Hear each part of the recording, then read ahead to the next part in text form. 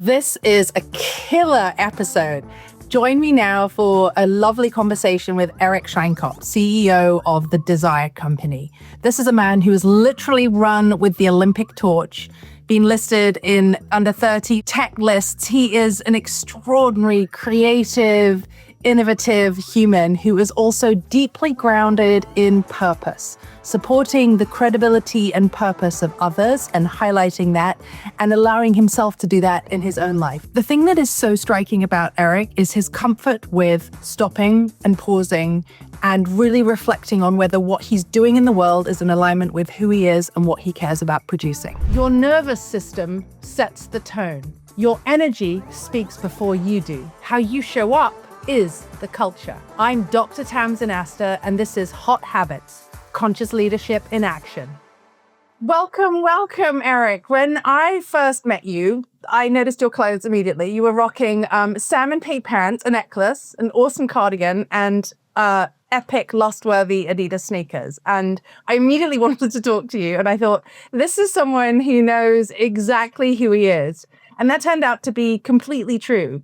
Eric Sheinkop is the CEO and co-founder of the Desire Company, a visionary entrepreneur, host of the podcast Tap Into an Expert, a best-selling author, a tech innovator who spent his career building platforms that give artists, experts, and credentialed professionals a bigger stage. From bridging independent musicians with global brands like Coca-Cola at the Olympics and FIFA World Cup to co-founding the Desire Company, which connects shoppers with real experts across 150 industries. Who's been recognized by Billboard's 30 Under 30, Crane's Tech 50, and has won Cannes, Lions, Clio's, and Emmy. And he recently delivered a TEDx talk called When Convenience Becomes Control, which I think is going to fascinate anyone who's ever wondered what we're actually losing as we optimize everything in our lives. Eric, welcome to Hot Habits. Thank you very much. That was the best intro I've ever had. That was excellent. I'm really excited. It's fun to hear, like, you know, like your resume, like in a little short, peppy way sometimes, isn't it? And think, wow, look, listen to what I've done, right? Yeah, I know. It feels like it was yesterday that all that happened, but yeah, it was awesome. Amazing. So at the start of every Hot Habits guest conversation, I ask my guests to bring an object with them, something that represents a hot habit in their life. And it's a way of bringing leadership out of theory and into everyday reality. So tell me, do you have an object with you today, and what did you choose and why? My meditation timer. And because I think it's the most important thing daily to do.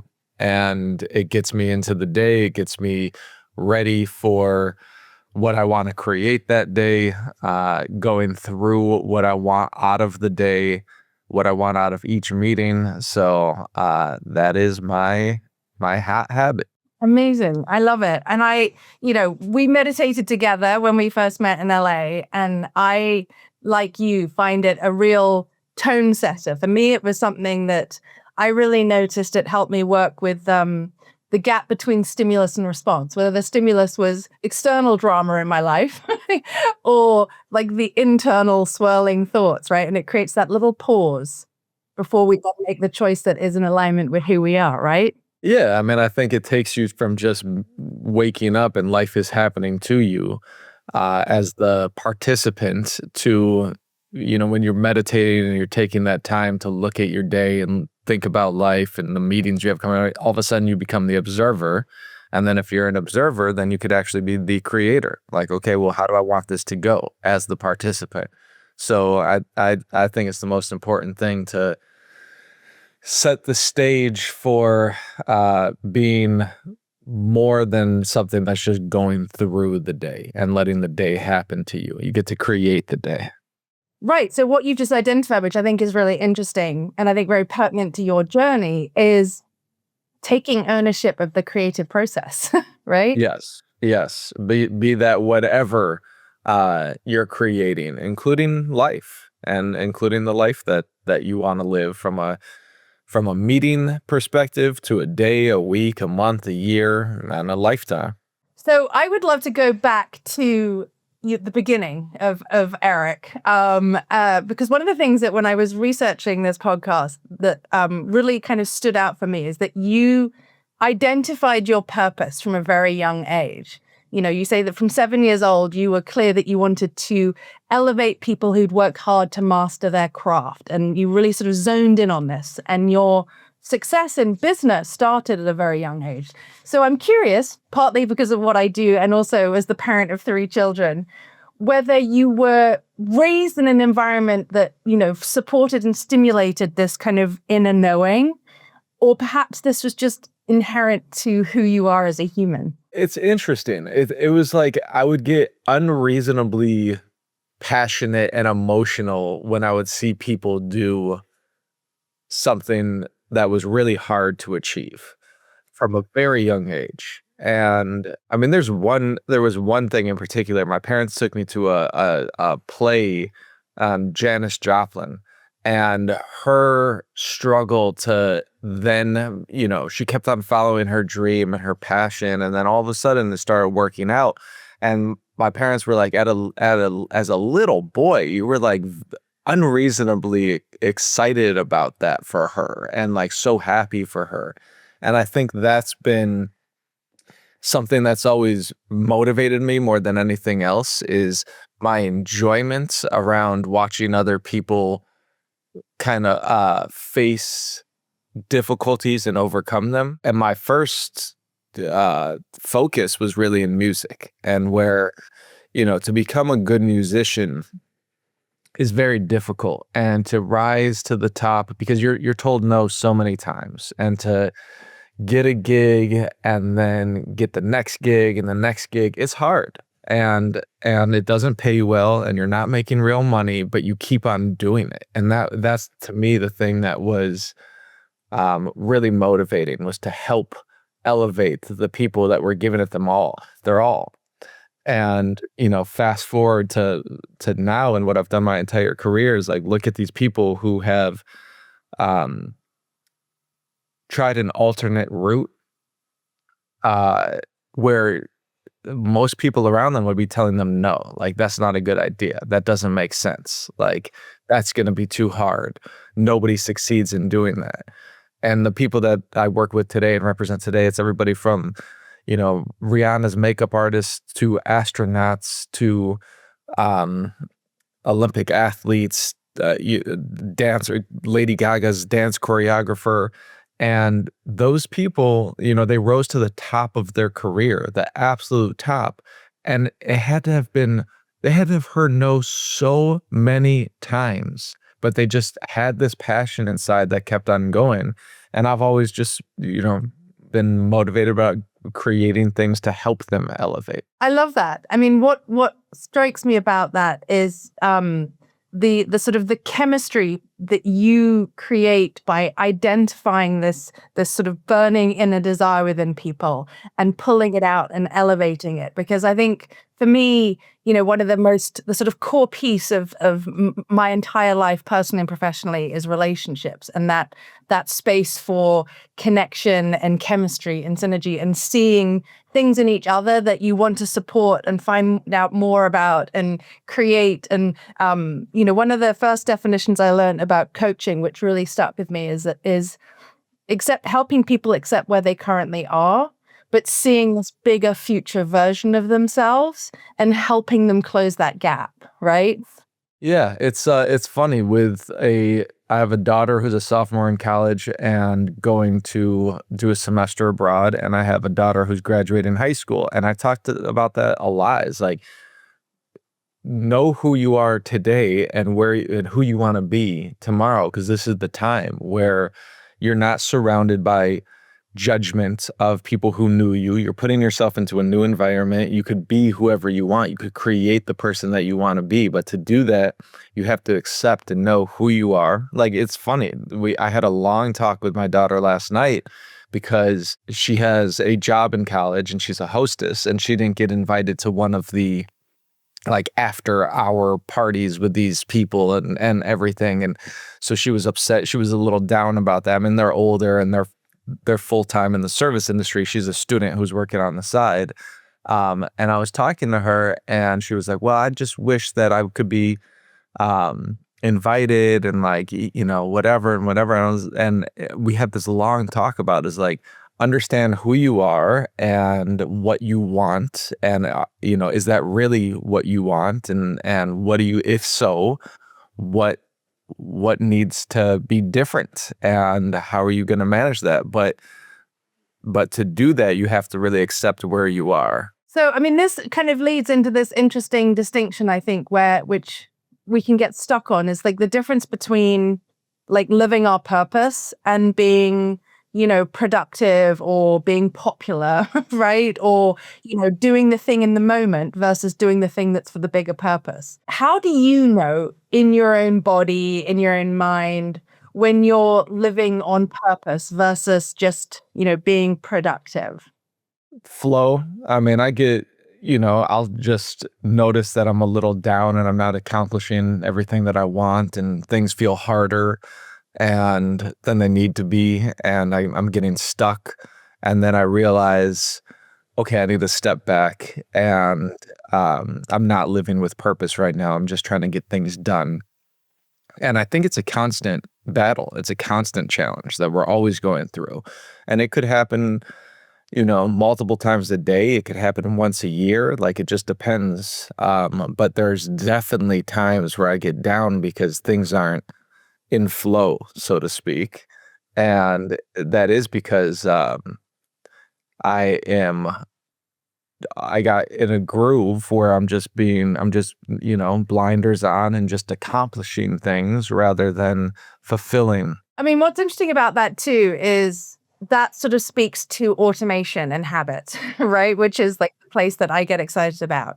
And one of the things that I see with people is when we get very kind of, as you described, like blinkered and habit focused, we sometimes sort of lose our connection to our purpose, or we lose our connection with other people, right? And so then that creates as you say, it can be like a discomfort or whatever. And I think for me, when I was reading a little bit about your TEDx talk, one of the things that really struck me was this idea of friction, right? Which, for me is really important in the world of habits, because that's where we keep growing, right? When you look at, for example, the aging population, a big study just came out of Yale that showed that the people who continually put themselves in challenging environments, traveling to new countries, reading maps, learning a new language, learning a new dance step, learning a new instrument, right?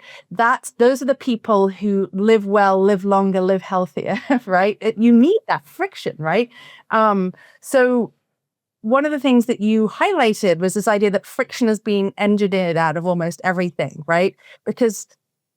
And that really like stopped me cold, because I thought a lot about this, like automation and friction. What do you think? What do you think we lose, when you could say neurologically, relationally, professionally, when things become frictionless? I think you nailed it. We stop growing.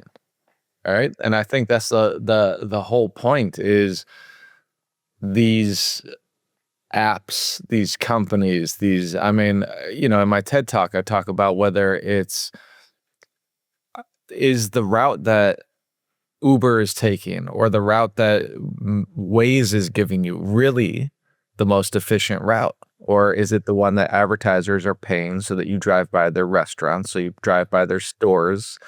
I know for a fact it's not the most efficient route, because I know where my house is, and I know where I live. And when I'm being sidetracked to go down a main street versus smaller streets that are going to get me there faster, like, that's very intentional on their behalf. And I think the majority of the time we're not thinking about that. And again, like, we're kind of on like this blinder autopilot. And that makes it's easy, right? And if it's easy, then we're not learning, then we're not growing. We're just going through the process. We're just a participant.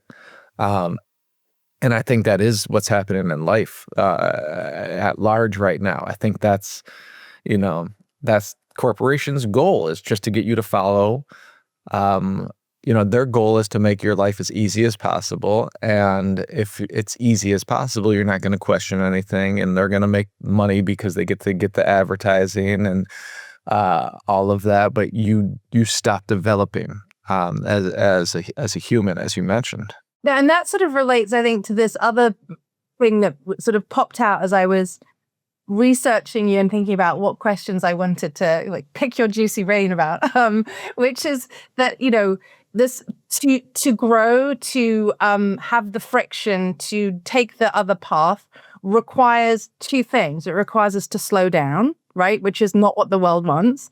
And it requires us to be intentional, right? We have to kind of create that space to go, what's happening here? What's the new thing? Why is this difficult? What's the new strategy? How can I apply this thing? How can I create the space for the new creative energy?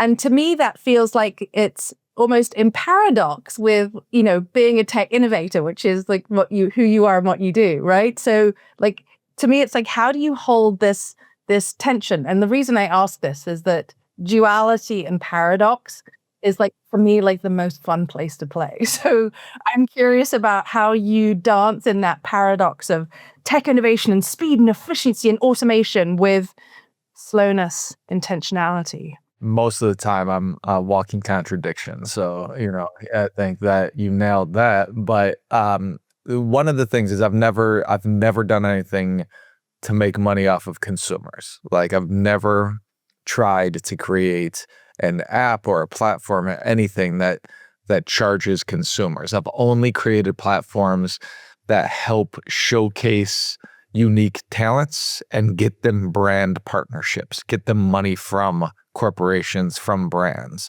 So my first company, I created a platform. It became the largest music licensing company in the world, where we had artists from it was like 120 countries.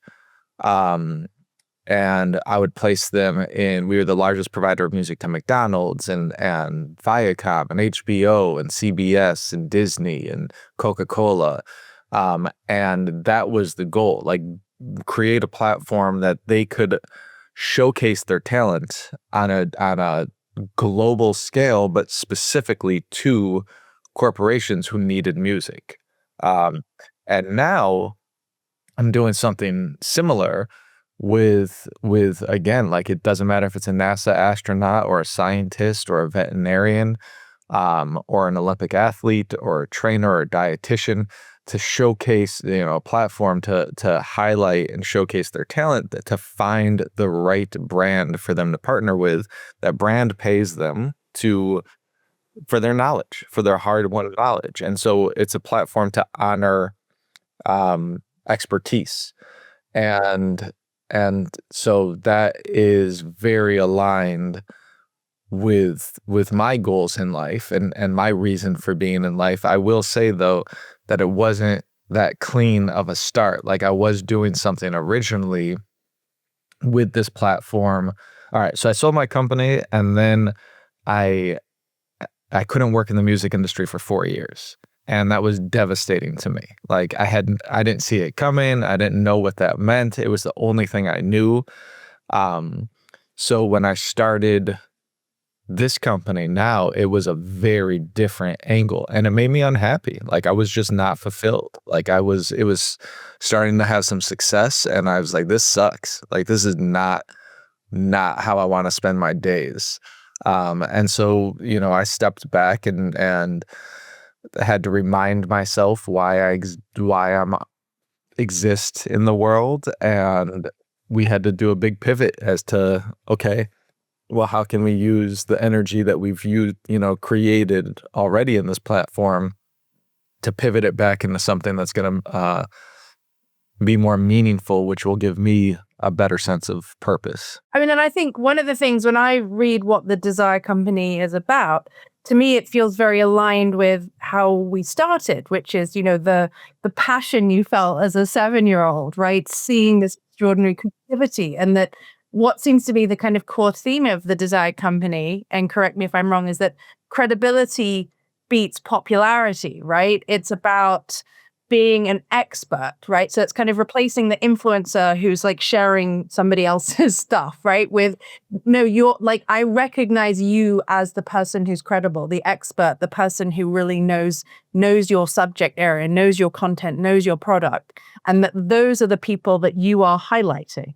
Yes, absolutely. I mean, I have despised the influencer industry. I think it is bad for everybody, including the influencers. I think that they're growing up in a world that's not sustainable, and their ambitions are on something that's totally unrealistic, and it's going to be very short lived in the grand scheme of things. Um, and I mean, I just hate it. Like, I hate the fact that somebody's like, "Hey guys, I just got sent this product. Like, look how cool it is." And then people go and waste their money on it without knowing what it is or how it's going to help them or improve their lives in any way.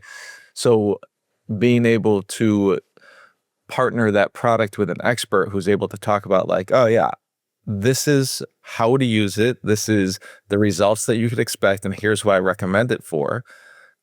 Not only is it a better experience for the shopper, it's better credibility for the brand because as an expert, you're lending your credibility to that brand. And then the expert, they get this opportunity to showcase something because they've been left out and told that they're less than because they don't have a million followers.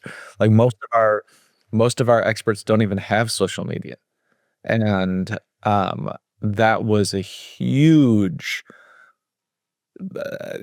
point of concern with a lot of our investors and everything of that nature. And they were like, well, how are you going to compete with these people who are selling their followers? They're selling their eyeballs. And I was like, we're taking a totally different approach. And that takes a much longer time and it's harder. But when you start to break through, it has more sustainability and longevity. Yeah, no, and I mean, and it also sort of ties into this theme that emerged in your TEDx talk, right? About relationships and who, like, which relationship are you prioritizing, right?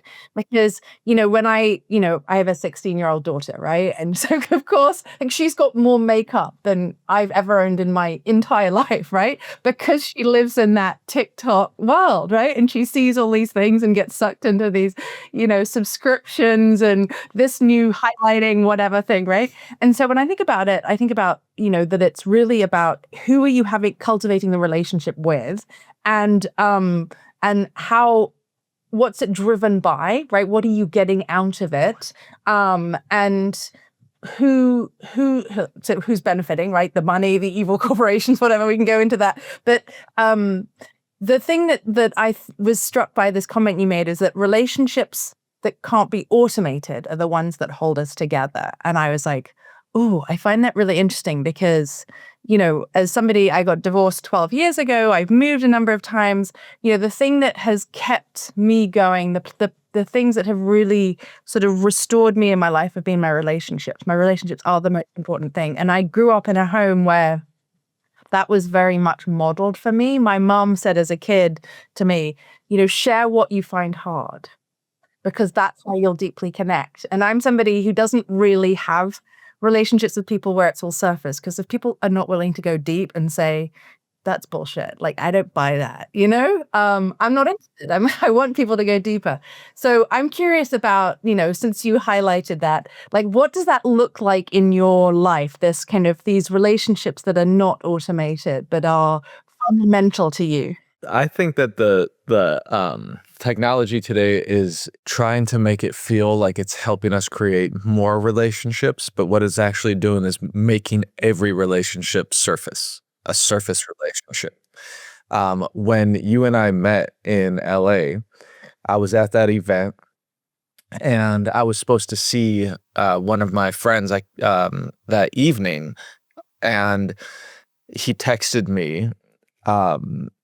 He said that his mother is she was going into hospice, and like it was really hard for him, and like all of this, and he couldn't get out. Like there was too much going on, and he's running around, and he really wanted to, but his family's overwhelmed right now. And I didn't want to be rude and be on my phone, so I saw that pop up. I looked at it, and it offered an automated response that said, "I'm sorry to hear that," and I just pressed it, and and so I sent him, "I'm sorry to hear that." That was it. And then I didn't contact him for like several days afterwards because the job was done. I responded to him, but he must have thought like, "Wow, I just poured my heart out to somebody I've known all my life, and that was his BS response." Like, what a jerk. And so, the emotional connection, the bond, like we lose it when we have our technology automate our relationships for us. Like, who's in that relationship? It wasn't me. That wasn't my response. Like, that was what my phone suggested I say. And because I didn't type it out and I didn't write it or I didn't say it, it didn't connect with me. So I didn't even remember that his mother went into hospice. Like, I didn't even recall any of this, like 2 weeks after that event, because I wasn't emotionally attached to that response. So, what it looks like more than anything is making efforts to actually speak on the phone. And this is something that I talk to my daughters a lot because they are automating everything, every relationship. Um, and they'll be like, "Oh yeah, I spoke to Grammy today." I was like, "You spoke to her? Because she said you didn't." And it was like, "Yeah, yeah, I texted her." Uh, and yeah, huge difference. And like, I bet you, as they were typing, they were just hitting buttons to fill in the sentence that the phone is suggesting. So they're not even showing up in that relationship, and it's felt. Like, we feel it, we know it.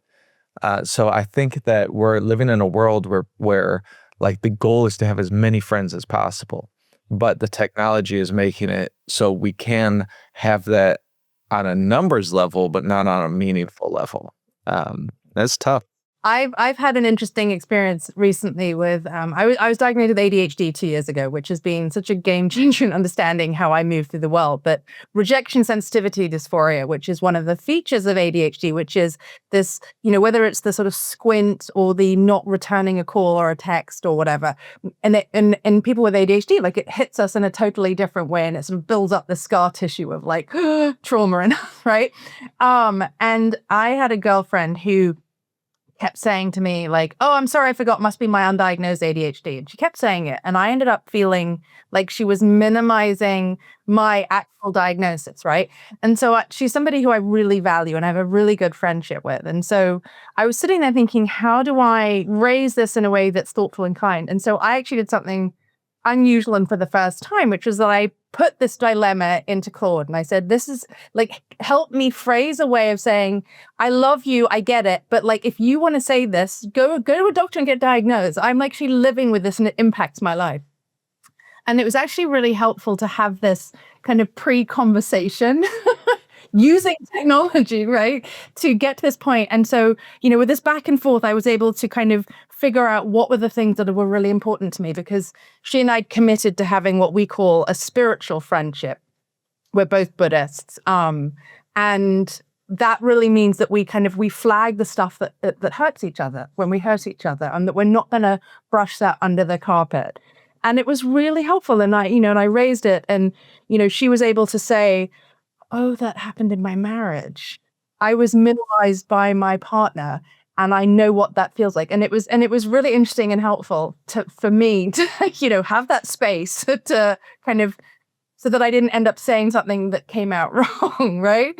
I've seen that exact thing. So my older daughter, who I was saying was upset about being rejected from this party, she has ADHD, and when she was diagnosed, her little sister would minimize it so much, and it was really hard. But that's very, very interesting. But yeah, you gotta talk about it. You gotta be honest with it, and it's also funny. The pre-conversation usually happens in your head, and you're only having one response to it. But if my wife does it constantly, where if she's upset with me, instead of saying anything, first she'll have the conversation with AI, and get different perspectives. And she'll be like, help me understand his perspective. And she's done it enough now where like her AI knows me too. And so say, well, here's probably where he's coming from, and he doesn't mean what you think, and like blah blah blah blah. So that's a beautiful part of AI or of technology. Yeah. The upside, definitely the upside.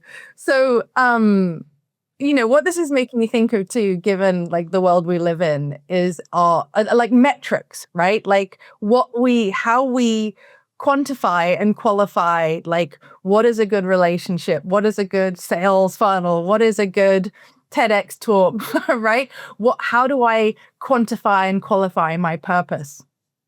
I was thinking about this when I, heard that you'd literally run with the Olympic torch. I remember seeing that on like LinkedIn and being like, wow.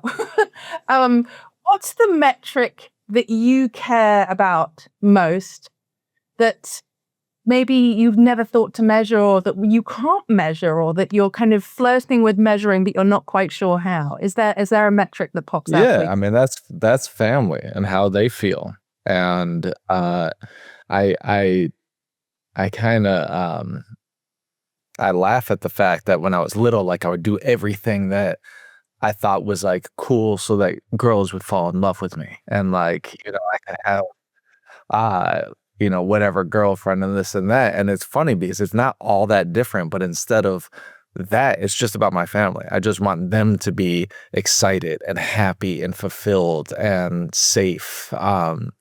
And that's what's it about. And to me, that's given me a lot of freedom in work, because you realize like all those other metrics are complete garbage. Like they don't really matter. They're not even real.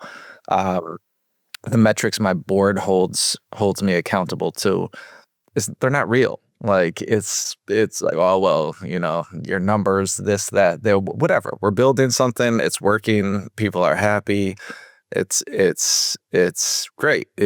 Some months it moves faster than others, and others it doesn't move as fast as we wish. But those metrics are just, we stuck them on paper, and to get so upset and worried about living your life to hit those, it just doesn't make sense. And that's a big difference between my first company and not understanding the dynamics with a board and all of that. To now, it's like, well, the metrics that matter is that my family is living a fulfilled life. So that leads me to a really interesting, or a place that I'm interested to understand a little bit more about you, which is about leadership, right? Because what you're really identifying there is your leadership journey in recognizing the metrics that you value, the ones that you recognize that the outside world values and like will hold you accountable to, and the sort of the dance that we talked about of the sort of the paradox of being slow and automation, right? When did you really first understand the impact of your leadership? Was there a moment or a story when you sort of suddenly had this like, oh, if I'd done it this way, it might have gone, but I did it that way and it went? Yeah, and I think a lot of that happened in my first company because it was just a very organic and natural thing. But then all of a sudden, and I was young, like I was, early 20s, and we were having a lot of success. And then I took money and I raised like $9 million and hired all my friends and everything, and we built this amazing company. But a lot of it went to my head. A lot of it I didn't understand the responsibility. A lot of it I would try to pawn off the responsibility on somebody else, or hold managers in different departments more accountable than myself. Um, so I think that's been a big learning, and part of that is, I mean, it's kind of like that, a contradiction, but I used to micromanage a lot. And now it's like, well, if I hire somebody who's an expert at what they do, I got to honor the fact that they know a lot more about this than me. And that's the idea. Like, I was actually intimidated in my first company about hiring people that I thought were smarter than me. And now it's like the only thing I want to do is find people who are better than me and smarter than me in whatever area that might be, and let them go and build, and get out of their way. And I also think like that's really helped me decide the right investors to take on, the right board member. Like I had the worst board in the world, my first company, like horrible. Like it would give me incredible.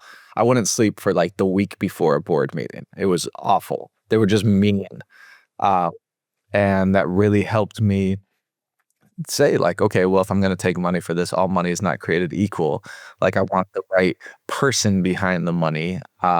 And and we've built that, and we have people who are, yes, the metrics are important. We are measured by it. We've raised, about $30 million for this company. Like that's serious money. Uh, and I have to be accountable and responsible, but the success and measurements of success aren't just those week over week numbers on paper. There's a lot more that shows you we're doing well or not doing well. And I don't really know how to communicate that, except just it is what it is. Yeah, no, I mean, I think what's interesting is I sort of think about the arc of our conversation is that you are somebody who is very comfortable kind of taking a beat and stepping back and going, how do I feel about this? Is this having the impact I want? Is this affecting the right people? Am I in alignment with my purpose, my values, my vision, with what I say I'm trying to do in the world? And then making a change. Because I think I see a lot of people who say it, but then don't do it, right? There's like this sort of misalignment between words and actions, or values and actions. And what I know from, coaching people for 15 years is that we build self-trust when we say and act in alignment with our values. Right? When we say this is important to me and right, and I do it. When we don't, that's when we kind of destroy ourselves from within, right? And we create burnout and our relationships crumble and we don't feel good in ourselves. And that seems to me to be like a sort of core theme of the way you've moved through life, is your willingness to stop, pause, reflect, pivot, based on how you're feeling within you and what's happening around you. Yeah, I mean, actually, and it's a constant journey too, where I think I'm always improving in that area, but there's a long way to go. But I mean, even a couple months ago, I wrote out like my life manifesto, like what's important to me, what do I believe, what do I think, and that allowed me to create a document of what do I say yes to and what do I say no to, in all aspects of life. Like if it does this and it fulfills this, but that's just a surface level vanity thing, the answer is no. And that has helped so much, because recently I had a friend come to me with this incredible opportunity, and she wanted to do this big project, and she's like, I need you on board and some help. And typically that would be the thing. It was like it would be a big vanity play and ego play, and typically I would jump at something like that. And like I was able to reflect and think about it and look at my document, and I was like, it checks these boxes and it doesn't check these boxes, so the answer is no. And I wrote her an email, and I was like, look, at this point in my life, like I just need to do things that I'm passionate about and that I feel fulfilled, and this and that. And she was like, I really respect that answer. If you ever change your mind, blah, blah, blah, blah. But it's helpful to be able to step back and have some type of guides for yourself to help you make those decisions of where we put our energy and where we put our time. Absolutely. I 100% agree. I often do that with my clients. One about, having it again, I get and she's, AI, but having a conversation about what depletes me, right? Because again, we have this idea that I'm good at it, or it makes me money, therefore I should do it, or it's expected of me, or I'm trained in it, or this is what my gender role, or fill in the blank, right? We get into all these shoulds that we do it. But then when we actually step back and think, actually, this exhausts me. Doing this really depletes me. And that doesn't allow me then to show up. For me, the most important thing for the relationships that I value, right? Like my family, kids, my partner, my clients. Yeah. No, I love this. I love this.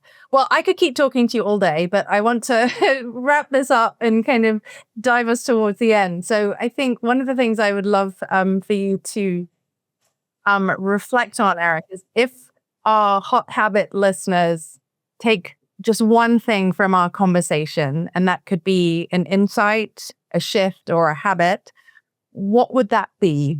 It's what you just identified, which is taking time to step back and assess how it's making you feel internally, whatever you're doing, even if it feels successful, even if it feels right.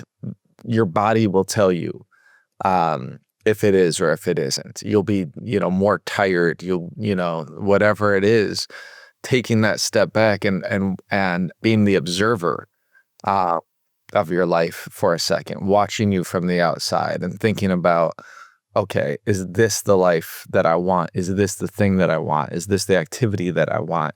And if not, you get to be the creator and change it. And that's what I love. That's what I hope people are able to do. Well, that's amazing. That ties us exactly back to where we started, which was your meditation timer as your hot habits object, which gives you the space to daily sit with being the creator of your life. Yep. Amen. Thank you. Yeah, amazing. Thank you so much for joining me today, Eric, on Hot Thank Habits. you. Dr. Tamsin. Yeah, this is wonderful. Thank you very much. It's like a nice therapy session to start the day. You're welcome. That was amazing. Thank you. I really enjoyed our conversation and Yeah, your me too. insights and your journey. Yeah, thank you. Thanks for being here, and thank you for taking the time to listen. Until next time, remember that the way you lead your inner world shapes how you lead on the outside. I'm Dr. Tamsin Astor. Thanks for listening to Hot Habits.